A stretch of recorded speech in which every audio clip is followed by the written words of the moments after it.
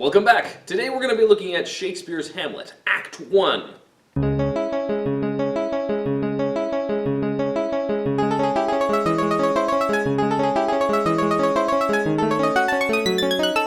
As I mentioned at the beginning, the first act is really exposition, in which we meet all of our major characters. We've already met Hamlet and his mother and stepfather. We've at least got the political context of Fortinbras and Norway. And now we're going to get to know much better Laertes, Polonius, and Ophelia, although their role in the story is really only hinted at this point. We've already seen hints that Laertes is going to be another foil for Hamlet. He's the one that gets the blessing and gets sent off to school, while Hamlet has to stay here in misery.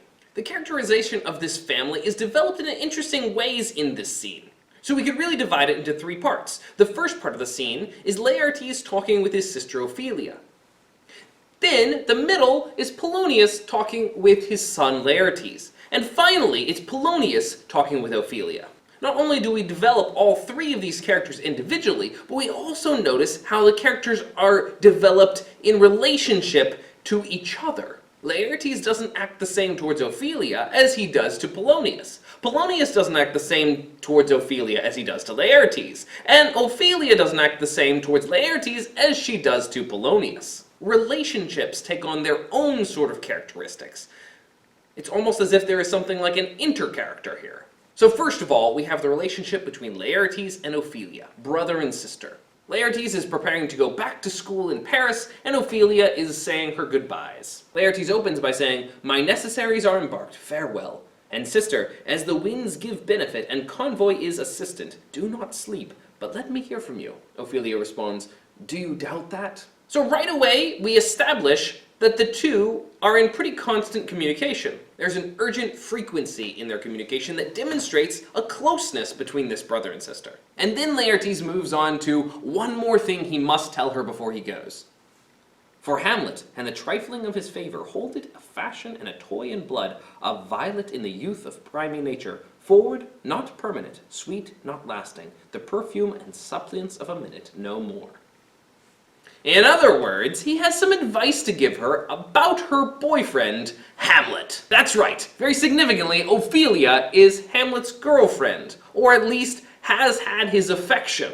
And Laertes, being the big brother, has some advice on how his little sister dates. He wants her to be careful around Hamlet, because of who Hamlet is and where he comes from. Laertes goes on in a speech to point out that Hamlet is a prince, and being a prince, he has certain political obligations to fill, which don't leave him free to date just whomever he wants. Therefore, she needs to be really careful around him and make sure that everything's okay. Ophelia responds to his advice by saying, "I shall the effect of this good lesson keep, as watchman to my heart, but, good my brother, do not as some ungracious pastors do, show me the steep and thorny way to heaven, whiles like a puffed and reckless libertine himself the primrose path of dalliance treads, and recks not his own reed." So Ophelia says, "I'll take your advice to heart, but you watch yourself as well. Don't you be giving advice and not taking it yourself." There's a playfulness in the way that Ophelia and Laertes talk to each other. We get a sense of the closeness and friendship between them. But then in walks Polonius. Laertes' first response is,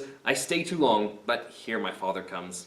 A double blessing is a double grace. Occasion smiles upon a second leave. And now we begin the second part of the scene in which we see the relationship between Laertes and his father, Polonius. Laertes' line here shows a little bit of something about their relationship. He calls this second opportunity to say goodbye to his father as a double blessing is a double grace. But we get this slight sense of sarcasm or eye-rolling behind this line. "Oh good, I get to say goodbye to you again." And we see why.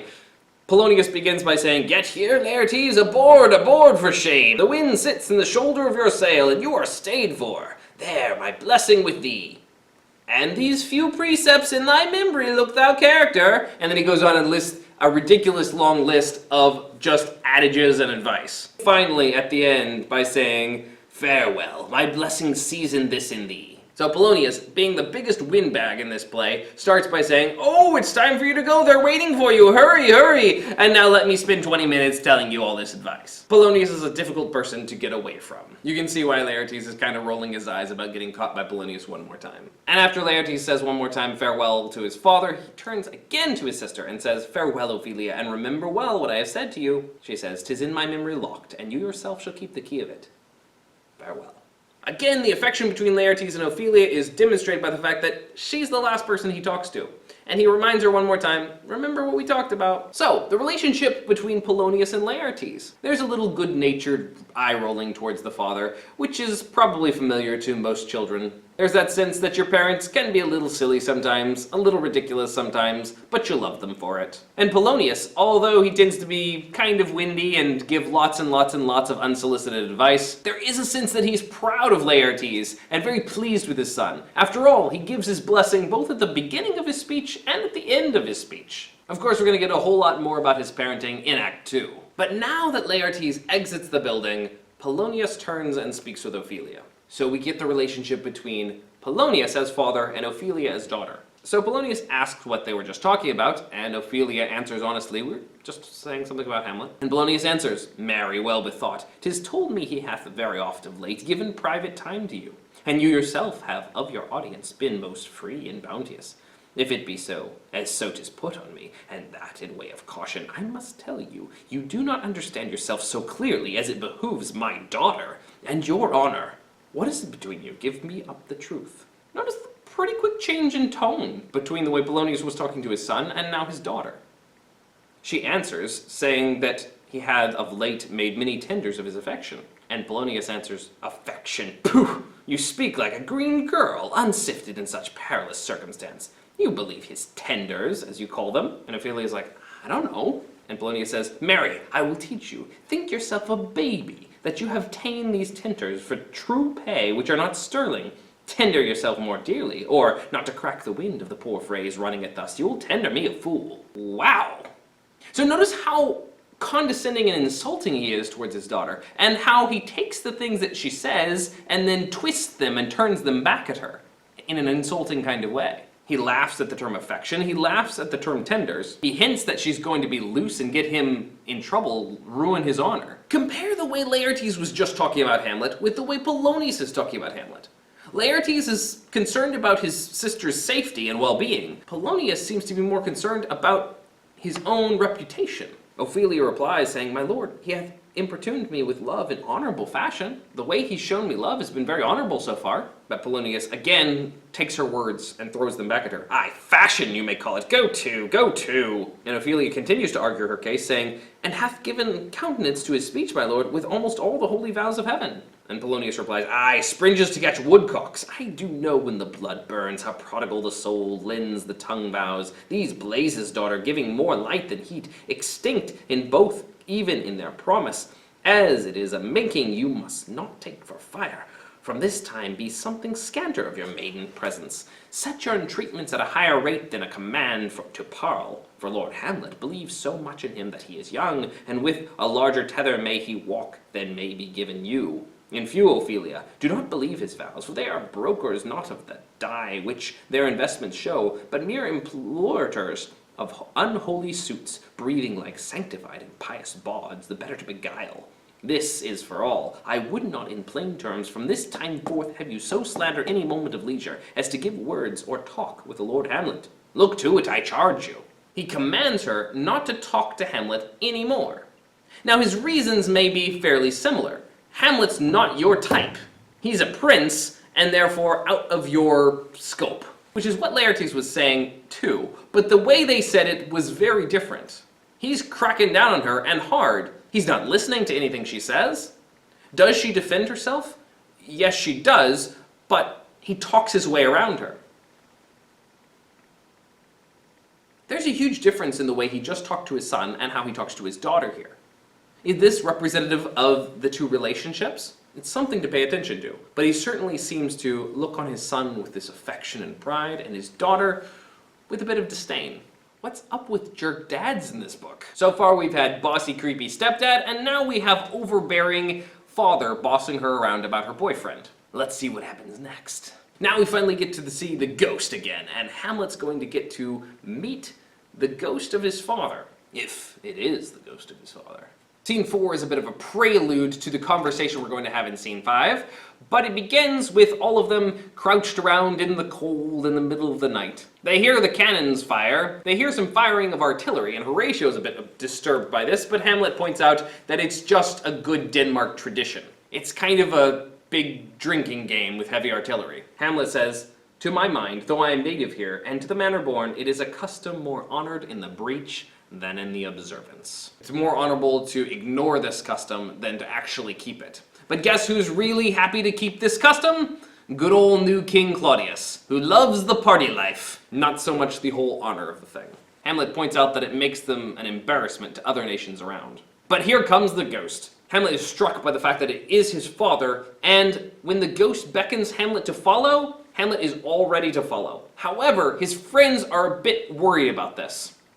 They kind of thought maybe the ghost would talk to all of them together, but as it wants Hamlet alone, they don't really want to leave Hamlet alone with this ghost. Hamlet responds to their fears by saying, "I do not set my life at a pin's fee. And as for my soul, what can it do to that? Being a thing immortal as itself, it waves me forth, I'll follow it." Hamlet doesn't care whether he dies. Psh, if it kills me, who cares? And it can't touch my soul after all, so what's the point? Horatio's afraid that the ghost is going to drive Hamlet mad and let him fling himself off a cliff or something like that, and that would be bad. But Hamlet is so determined to talk to this ghost that he even whips out his sword and threatens his friends to fight them if they won't let him go. And here we get the famous line, "Something is rotten in the state of Denmark." Hamlet rushes after the ghost and has a conversation now here in Act 5. And oh, there's so much good stuff in this scene. Before we rush into this conversation, let's remind ourselves what Hamlet thinks of his father so far. Alone in his soliloquy, remember how he compared his father to a god. How his father was the best husband ever. How his father was Herculean. We've seen references to the great military leader that his father was. To Horatio, at the end of the second scene, Hamlet said, "There will never be another man like my father. I think that I shall never see his like again." So now we actually have the chance to see his father and hear from his father. Hamlet, who's been grieving deeply over the loss of his father, is now eager to see this ghost of his father. But how does the ghost react to Hamlet? First of all, it keeps walking until Hamlet finally says, "Can you please talk to me?" "Mark me. My hour is almost come, when I to sulphurous and tormenting flames must render up myself." Hamlet says, "Alas, poor ghost!" The ghost says, "Pity me not, but lend thy serious hearing to what I shall unfold." Hamlet says, "Speak, I am bound to hear." "So art thou to revenge when thou shalt hear." "What?" "I am thy father's spirit, doomed for a certain term to walk the night, and for the day confined to fast in fires, to the foul crimes done in my days of nature are burnt and purged away." And then he goes on to explain how awful purgatory is. So bad that if he were to say it, Hamlet would just his blood would boil and his hair would spark up like a porcupine. "List, list, oh list, if thou didst ever thy dear father love." "Oh God!" "Revenge his foul and most unnatural murder." "Murder?" "Murder most foul, as in the best it is, but this most foul, strange, and unnatural." So far the ghost has said nothing to Hamlet about, Hamlet. "So, good to see you again, son." Or, "I'm so glad you're here." Or, "Thanks for crying for me so hard." Or anything like that. All the ghost has been is, "I have it really bad here in purgatory, and now I want you to revenge my murder." After the description of how bad things are, listen to what he said. "If ever thou didst thy father love. If you really love me, you'll revenge me." Psychologically speaking, that's pretty manipulative. If you love me, you'll avenge me? Okay, Hamlet's before modern psychology, let's continue. Hamlet says, "Haste me to know it, that I with wings as swift as meditation or the thoughts of love may sweep to my revenge. I'm ready to do anything for you, Dad. I'm ready to do it faster than I can think it." Remember that later on, okay? The ghost replies and says, I find thee apt, and duller shouldst thou be than the fat weed that roots itself in ease on Lethe wharf, wouldst thou not stir in this. This is the one time in this whole speech that the ghost says something nice about Hamlet. It's the one actual address to his son, the one compliment to his son, and it's, I find thee apt. Paraphrase, I find you ready to do this job for me. Okay, not much of a compliment, but then he goes on to make it the most backhanded compliment of all time. I find thee apt, and duller shouldst thou be than the fat weed that roots itself in ease on Lethe wharf, wouldst thou not stir in this. Even before we parse that, it sounds awful. Lethe is the river in hell that makes you forget. And so if you were a fat, flabby weed growing out of the river of forgetfulness, that would make you about the most pathetic and lethargic thing in all of existence. Yet you'd have to be duller than that not to be ready to do what I have to give you. So Hamlet, I find you ready, but you'd have to be the most pathetic thing ever not to be. It's like me saying, I think you're ready to pass my Hamlet quiz, but you'd have to be dumber than a bag full of gravel not to pass it. Thanks, Dad! The ghost points out that he was supposedly stung by a serpent in the garden, but really the serpent was Claudius! Hamlet goes, I knew it, I hate that guy! The ghost goes on to say, Aye, that incestuous, that adulterate beast, with witchcraft of his wits, with traitorous gifts, O wicked wit, and gifts that have the power so to seduce, one to his shameful lust, the will of my most seeming virtuous queen. O Hamlet, what a falling off was there from me, whose love was of that dignity that it went hand in hand even with the vow I made to her in marriage, and to decline upon a wretch whose natural gifts were poor to those of mine. This is pretty much what Hamlet said earlier in his soliloquy. Yes, I loved her super well, and she turned to that dung heap over there. It sounded better coming from young Hamlet than it does from old King Hamlet, because coming from young Hamlet sounded like, just praise for his father, painting his father really big and happy. Coming from old King Hamlet, it's a really lame brag. I was the best husband ever. I even kept my wedding vows. I love that in one of the next lines he calls Claudius garbage. Since he's running out of time and morning is coming quickly, he goes into great detail describing his murder. How his brother poured poison in his ear, which then curdled his blood and covered his body with a vile and loathsome crust. Not only that, but he was killed in his sleep, which kept him from having final absolution and allowing him to go straight to heaven. He has to suffer in purgatory, particularly because he died unready. The ghost gives some final instructions, saying, If thou hast nature in thee, bear it not. Let not the royal bed of Denmark be a couch of luxury and damned incest. But howsoever thou pursues this asks, taint not thy mind, nor let thy soul contrive against thy mother aught. Leave her to heaven, and to those thorns that in her bosom lodge to prick and sting her. And finally, adieu, adieu, adieu, remember me. Notice how much he forgives Gertrude, in spite of the fact that she turned right around and married creepy Claudius. Shows she's pretty implicit in something here. Even if she didn't know that Claudius was the murderer, she's got to be pretty cold to turn around and marry the guy. But old King Hamlet is so worried about Gertrude, and yet doesn't seem to care much at all for young Hamlet. Whatever you do, don't do anything against your mom. We saw earlier that Hamlet has an intense anger towards his mother. He didn't say much at all about Claudius in that one speech, but he sure laid into his mother. The ghost ends by saying, adieu, adieu, adieu, remember me. And Hamlet says, remember thee?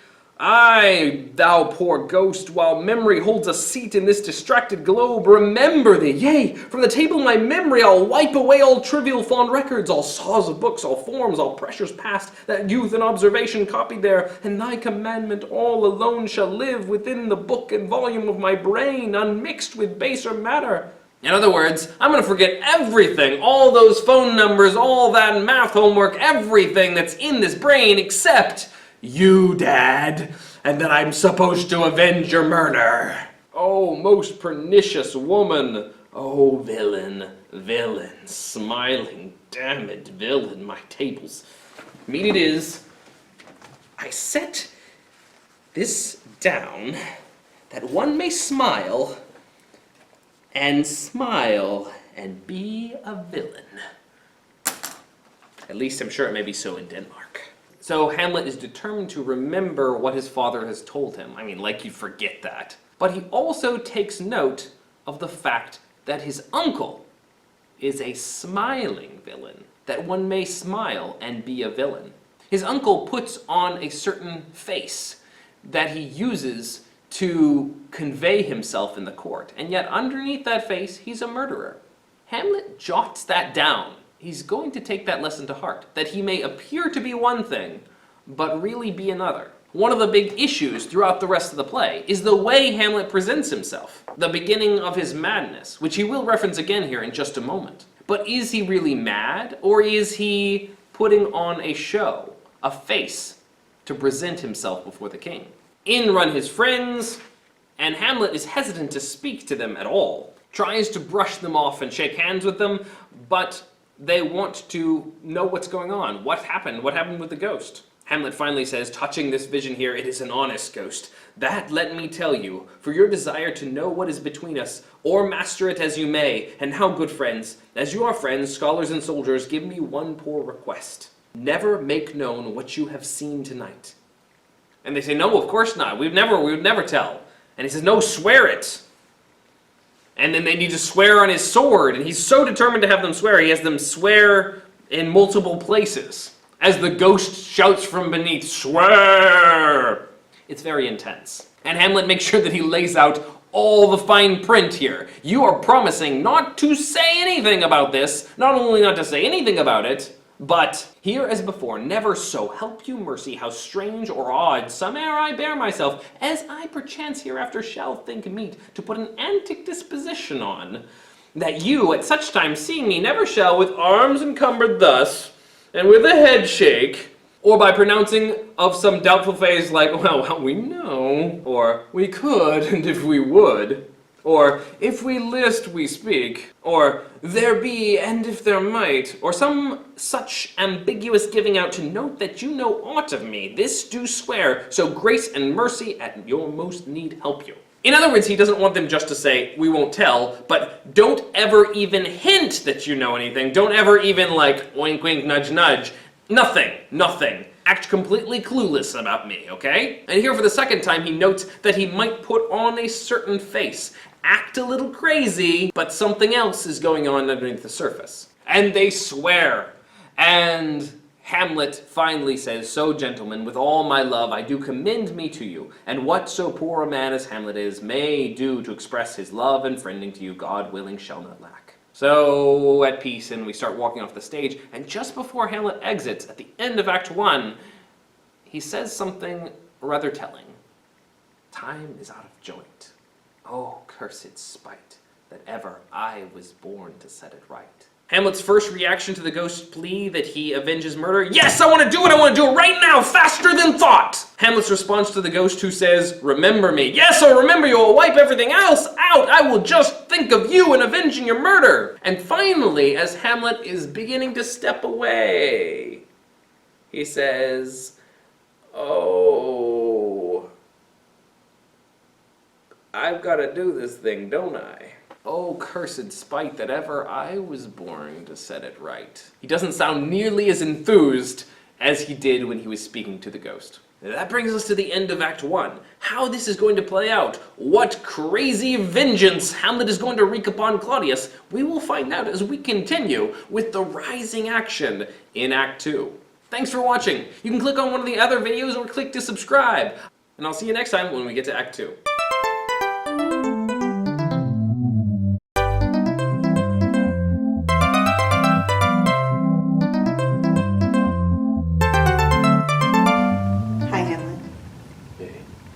Are you here today to talk about your mother? No. Okay, your stepdad? No. Your girlfriend? No. Actually, Last night I was talking to the ghost of my dad, and he was saying if I really loved him, then I would kill my uncle.